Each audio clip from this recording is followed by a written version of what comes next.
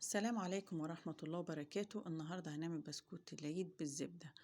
كل سنة وحضراتكم طيبين. البسكوتة دي خفيفة جدا وهشة، يعني العشاق السقسقة. هنعملها بطريقة سهلة ومقادير مظبوطة، ولو أول مرة حضرتك بتشوف القناة ما تنسيش لايك واشتراك في القناة وتفعيل الجرس عشان يوصلوا بكل جديد. هنبدأ الوصفة مع بعض. بسم الله الرحمن الرحيم. أول حاجة هنحتاجها 500 جرام من الزبدة، هتكون بدرجة حرارة الغرفة. أنا استعملت زبدة نيوزيلندي، لو عملتيه بأي نوع تاني هيبقى ممتاز معاكي جدا، والبلدي هتنفع برضو. هنضيف عليها 100 جرام من الزيت أو السمنة، بس أنا بفضل الزيت عشان بيزود القرمشة وهشاشة البسكوتة. هضيف عليهم بعد كده 250 جرام سكر بودرة منخول، يعني كوبايتين إلا ربع. هضرب طبعا كل المكونات دي كويس لحد ما هوصل لقوام كريمي واللون يفتح.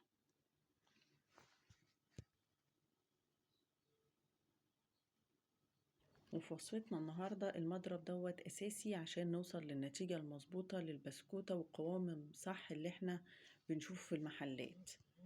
والضرب هنا هيكون قريب من دقيقتين تقريبا. وطبعا هنراعي ان احنا نلم جوانب الخليط عشان كل المكونات تضرب معانا كويس. الشكل اللي حضرتك شايفاه دوت معانا. هلم كل المكونات وارجع اضرب تاني عشان اوصل لقوام هش وناعم جدا للبسكوتة. انا استخدمت هنا 4 بيضات عشان البيض اللي عندي حجمه صغير. لو حضرتك البيض اللي عندك كبير ممكن تستخدمي 3 بيضات كفاية. هضيفهم بالتدريج اثناء ما انا بضرب بالمكونات. هنزل بأول بيضة، وأول ما تختفي هنزل بالبيضة التانية، وهكذا لغاية ما أخلص ال4 بيضات اللي أنا هستخدمهم. وهزود عليهم هنا كيس فانيليا ويكون نوع كويس. وهنا هرجع أضرب تاني المكونات كلها، لأن أهم حاجة عندي إن أنا أضرب المكونات كويس بعد كل إضافة. وهنا هزود تلت كوباية لبن وزن 75 جرام، واللبن هنا هيكون عندي دافي. وهزود كمان إضافة هتزود من قرمشة البسكوتة وهتديها هشاشة وطعم حلو جدا، وهي 4 معالق كبار من الكاستر وزن 60 جرام. لو ما عندكيش كاستر ممكن تستبدليها بنشا عادي وهتعمل نفس النتيجة، وربنا يحسن ما بين ايديكم.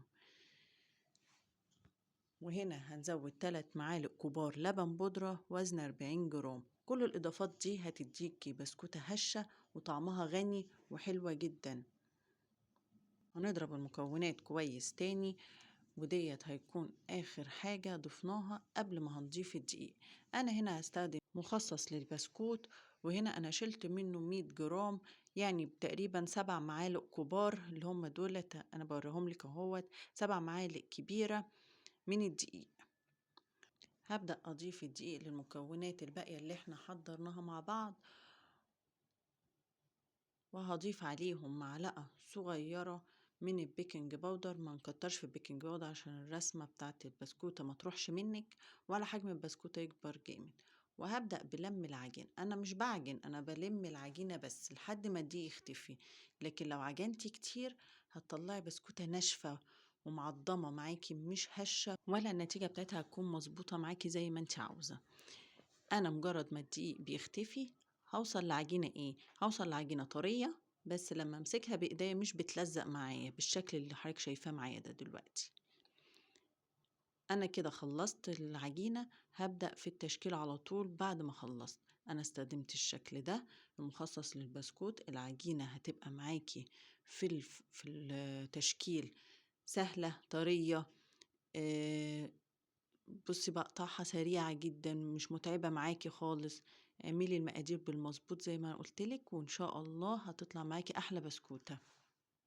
نتكلم بقى على طريقة التسوية. اول حاجة الفرن شغال. اول ما بدأنا نشكل في البسكوت درجة حرارة الفرن هتكون 170 درجة. ادخل الصاج لمدة 10 دقايق رف اوسط.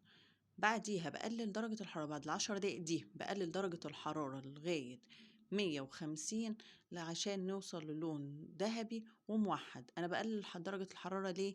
عشان أوصل لبسكوتة مقرمشة لونها موحد من فوق ومن تحت زي ما حضرتك شايفة كده معايا. وطبعا البسكوتة حجمها ما اتغيرش، لونها موحد من فوق ومن تحت. الرسمة بتاعتها موجودة وظاهرة وثابتة ما اتغيرتش، وده بسبب البيكنج باودر والمقادير المظبوطة اللي بالجرام.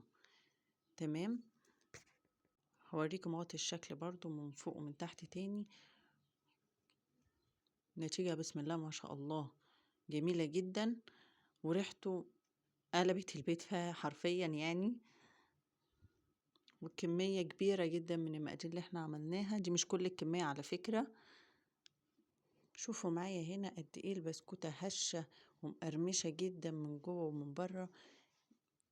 ان شاء الله النتيجة دي هتعجبكم. اتمنى ان الفيديو يكون عجبكم، ومستنية رأيكم وتعليقاتكم الجميلة، وكل سنة وحضراتكم طيبين. والسلام عليكم ورحمة الله وبركاته.